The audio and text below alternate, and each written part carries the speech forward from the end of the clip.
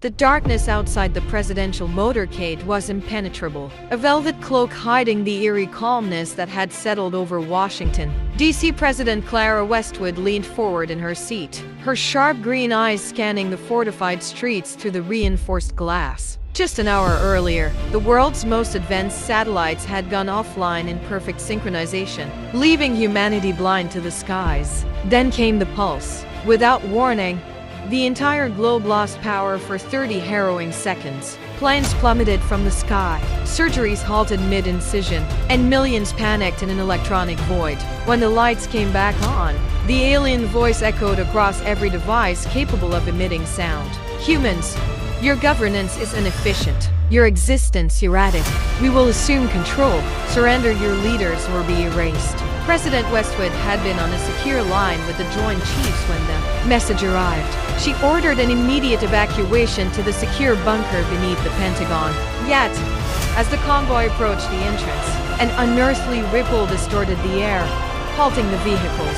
Secret Service agents tensed, gripping their weapons as the ripple solidified into a towering figure. It was an alien, unmistakably so. Its bioluminescent armor shimmered like molten silver, and its eyes burned with an intense cerulean light. Without moving its mouth, the creature spoke. "You will come with us, Clara Westwood. The assimilation begins now." Westwood felt her heart hammering against her ribs, but she refused to show fear. She stepped out of the armored SUV, flanked by two agents. The alien raised a hand, and a beam of blinding light enveloped them. When the light faded, they were no longer on Earth. The president found herself in a vast chamber aboard an alien vessel. Her agents nowhere to be seen. The walls pulsed with a strange energy, and the air carried a metallic tang. Before her stood a semicircle of aliens, each more intimidating than the last. Their leader, the one who had taken her, spoke again. "Your species has squandered its potential.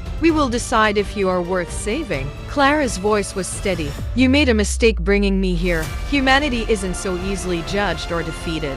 The alien's laughter echoed like crashing waves. Then, with a single gesture, the leader ordered her interrogation to begin. As tendrils of energy wrapped around her, Clara clenched her fists, determined to show them the resilience they had underestimated. Clara's screams echoed through the chamber as the alien tendrils probed her mind.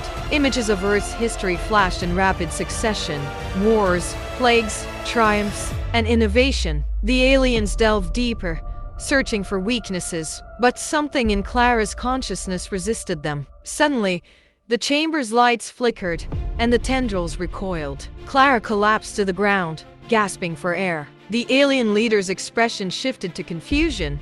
"What is this?" "Madam President, we've got to move," he shouted. Together, they fought their way through the ship, using a combination of alien tech and human ingenuity. As they reached the vessel's command center, they discovered the source of the alien's power, a massive crystalline core, pulsating with energy. "If we disable that," Darius said, "we might have a shot at crippling this thing." Clara hesitated. The core radiated immense heat, and tampering with it could trigger catastrophic consequences. But there was no other choice. "Do it," she ordered. As Darius worked, the alien leader appeared, its eyes blazing with fury. Clara stepped forward, raising her shield. "You've underestimated humanity.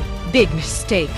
The alien launched itself at her, and the battle began. Section 3. The alien leader moved with inhuman speed, its strikes sending shockwaves through the command center. Clara blocked and countered with a ferocity born of desperation, using every ounce of strength and strategy she possessed. Darius' frantic efforts to destabilize the core added to the chaos. The leader's voice boomed in Clara's mind. "You are resilient, but it is futile. Humanity's flaws run too deep." Clara gritted her teeth, dodging a blow that shattered a nearby console. "Flaws make us human. They're also what make us unstoppable." Just as the alien prepared a killing strike, Clara's implant flared, flooding her mind with tactical possibilities. She feigned weakness, luring the alien closer, then unleashed a devastating counterattack. The alien staggered, and Clara seized its weapon, turning it against the creature. Meanwhile, Darius shouted, "The core's destabilizing. We need to go now." Clara didn't hesitate. She delivered a final blow to the alien leader, then sprinted toward Darius. Together, they activated a nearby escape pod as the ship began to implode. The pod launched just as the alien vessel erupted in a blinding explosion. Clara and Darius watched from the viewport as debris rained down, their breaths heavy with relief. But their victory was short-lived. Another alien fleet emerged from hyperspace, dwarfing the first vessel. Clara's heart sank. The escape pod hurtled toward Earth, but Clara's mind raced. The new fleet posed an existential threat, and humanity had only moments to respond. As the pod entered the atmosphere, Clara activated her implant's communication protocols, connecting with military command.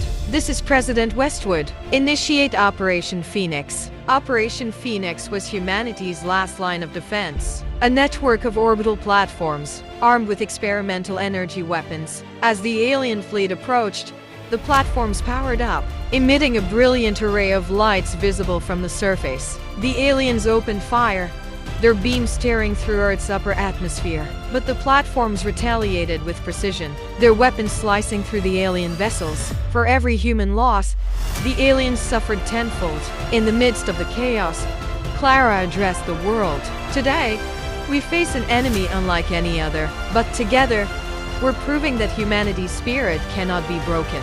We are not just fighting for survival, we're fighting for our future." The battle raged for hours, each side pushing the limits of their technology. Finally, a coordinated strike from the platforms obliterated the alien flagship, triggering a chain reaction that forced the remaining vessels to retreat. As the skies cleared, Earth's defenders cheered, but Clara's expression remained somber. She knew the victory had come at a steep cost and that the aliens would return. Back in the Oval Office, Clara gazed out at the recovering city. Her implant buzzed softly, a reminder of the burden she now carried. "We'll be ready," she whispered, determination etched into her voice. And in the distance, among the stars, something watched, waiting for the next move.